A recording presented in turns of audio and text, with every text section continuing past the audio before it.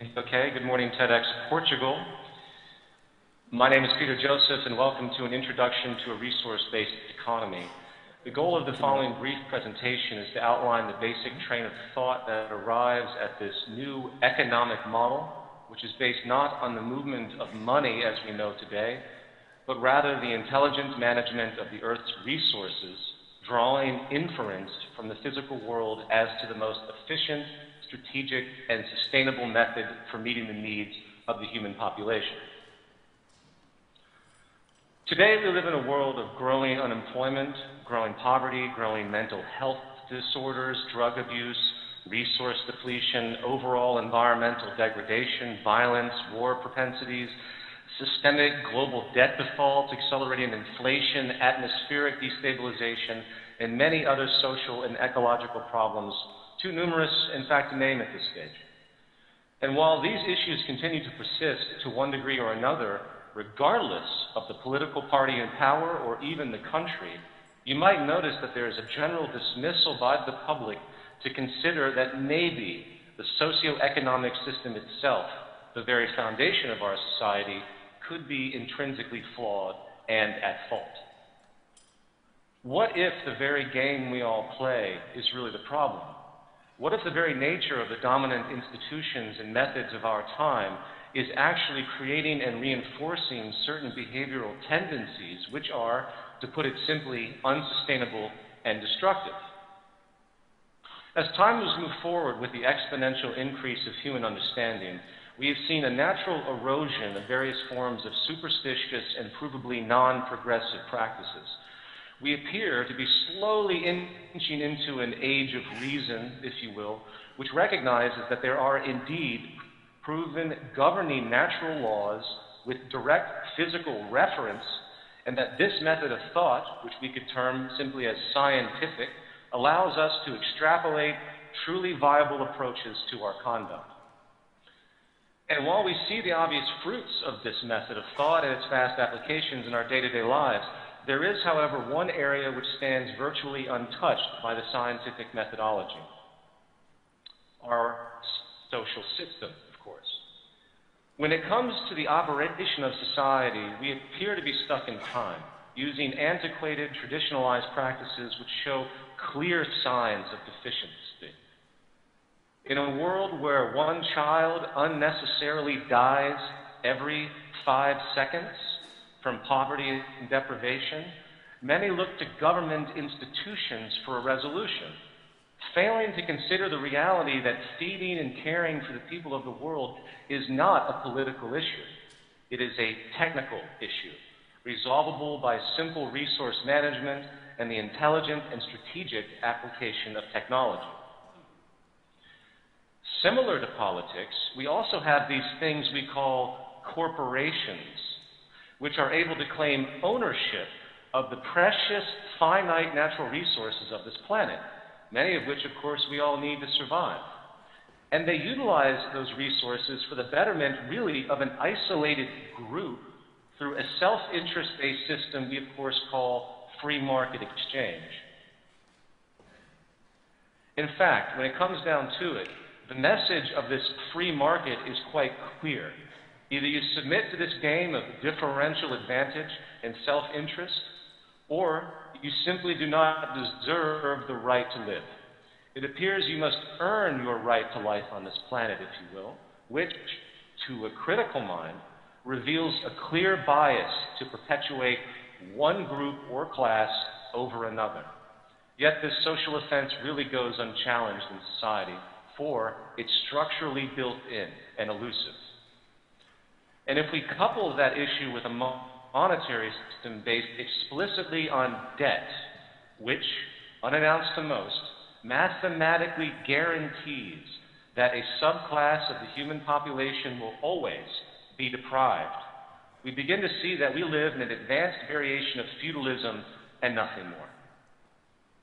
For the record, please understand, it's technically impossible for everyone to have their needs met in the current system.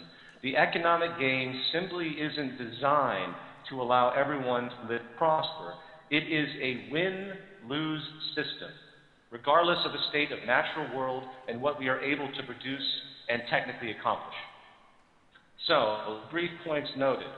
I'd like to take a huge step back, putting aside everything we might have been taught about social constructs, and consider the following question. What are the immutable foundations of human health and prosperity, and construct a system which meets those needs for the entire human population, also understanding that we live, of course, on a finite planet, ensuring the sustainability of our habitat for future generations.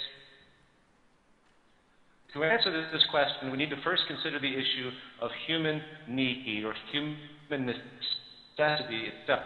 Across the entire human species, there are basic evolutionarily programmed needs which virtually all human beings share. If we do not get proper nutrition, food, air, and water, we'll cease to exist over time, obviously. If we're exposed to substances which are chemically toxic to our biology, we will likely get very sick. If we suffer a serious vitamin deficiency as a child, there is a predictable detrimental outcome for personal health, such as stunted growth or immunity problems. But as the human sciences have progressed, we find that human needs do not stop at this basic, commonly observed level. Humans have been found to be, in fact, biopsychosocial organisms, meaning we are intrinsically affected by our environment symbiotically in many subtle and complex ways. For instance, if a mother in the late stages of pregnancy suffers extreme emotional stress, flooding her system with cortisol, a stress hormone, the nervous system of that unborn child could be predictably compromised in a negative way for the rest of his or her life, and nothing can be done to cease that problem. This goes for infancy and early childhood as well. Critical developmental periods where the organism is literally being adapted to the perceived nature of the world they're entering. An impression which has been found to carry over for the entire life of that person in many ways as well. If that critical period is met with negative stress, suffering, and pain, it has been found, of course, that that child's development could evolve into predictable antisocial tendencies, including propensities for addictions and violence in later life.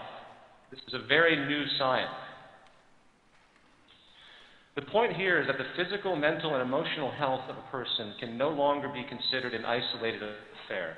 If our intent as a society is to produce psychologically and physically healthy human beings, the whole of society must be designed to meet our needs correctly.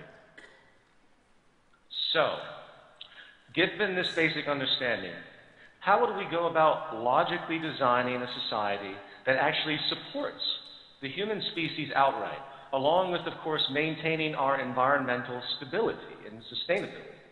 And this brings us to the concept of the resource-based economy. A resource-based economy is a direct response to these scientific understandings, inferentially derived to calculate how to best meet the spectrum of human needs in the most efficient and sustainable way possible. From there, we are able to arrange a society with very little need for human opinion. If, of course, our collective goal is to simply maximize our sustainability and economic efficiency, the system becomes self-evident, natural. So, there are three initial economic considerations I would like to run down: resource counting, dynamic equilibrium, and strategic design. As far as resource accounting, we recognize that we live in a virtually closed planetary biosphere with a set of mostly finite resources at our disposal. Given this reality, the logic becomes quite clear that we must account and organize scientifically.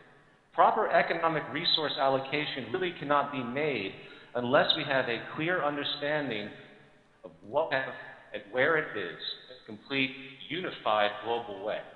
Eventually, in fact, this understanding will also lead to what we could call the carrying capacity of the Earth, which is also very important information in general that I will not expand on right now. So, this accounting considered. The next step is to track our rates of change and regeneration. Here we have what could be called dynamic equilibrium.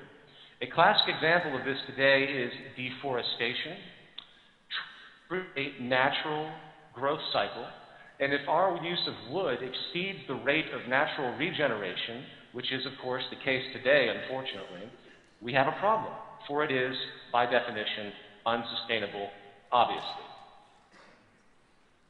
Remember, as an aside, the monetary market model requires as much consumption as possible to keep the growing population employed and hence the economy operational.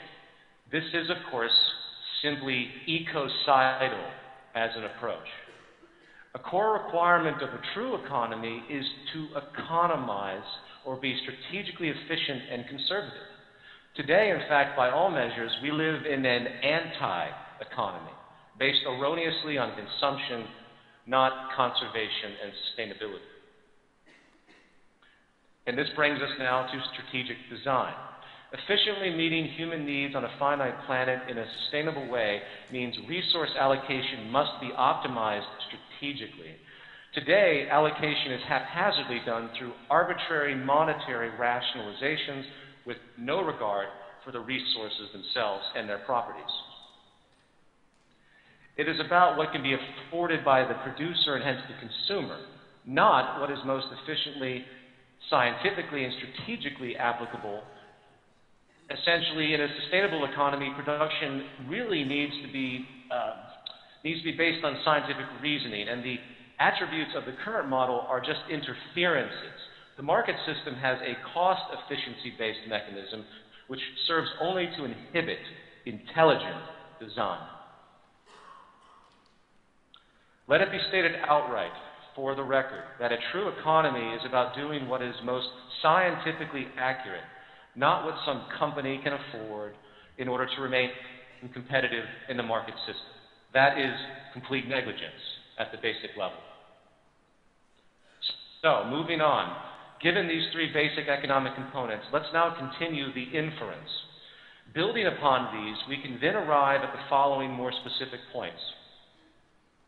We need to move from a growth to a steady-state economy.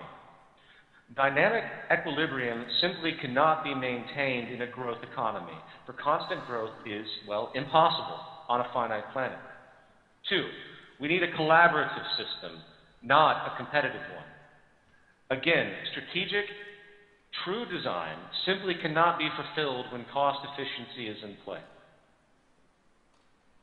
3, we need a true planned system. A system actually formulated to take into account resource allocation, dynamic equilibrium, and strategic design explicitly. The dispersed, haphazard corporate system doesn't even come close. And the lack of efficiency, waste, and imbalance is completely unacceptable. 4, automation is put before human labor in every level we can find. This falls under the component of strategic design once again. Not only do we design consumer goods to be as efficient as we can, but the design of the production methods themselves to produce these goods needs to be equally as strategic to optimize output and reduce waste. Believe it or not, productivity is now inverse to human employment in most sectors studied, which means it is in fact socially irresponsible not to automate. It can allow us to generate a strategic abundance, not to mention freeing humans from mundane, pointless, and dangerous labor. And 5, we need to move from a system based on property to one based on strategic access, and hence, in fact, the removal of monetary exchange completely. There is a big difference between the current state of affairs and the state of scarcity inherent in our past. We now have advanced production technology which can actually enable an access abundance, or a system of distribution which can allow for universal access to virtually all common goods and services when they need it, in fact, with no need for monetary exchange. In a society where I drive my car for only a few hours a week, does it really make efficient sense for me to store this vehicle where it sits for 90% of its lifespan? It is much more intelligent to create a universal shared system to eliminate such waste. So I'm going to have to move very quickly now due to time restrictions here, but I simply want to point out that we have a conspicuous consumption-based economy which is unsustainable, and we can create a much better system based on efficient strategic access if we are willing to put our mind to it. And this will conclude this presentation, and I thank you for your time.